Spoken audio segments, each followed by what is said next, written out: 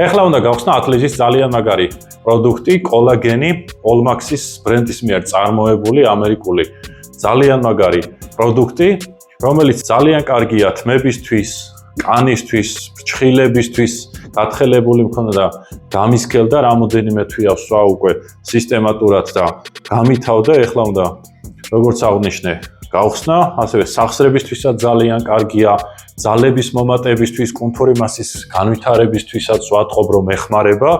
შეიცავს 9 გრამ ცილას, მისი ყოველი პორცია, ასევე ბიოტინს, ჰიალურონის, კოლაგენის პეპტიდებს, რკინას და გირჩევთ თქვენს.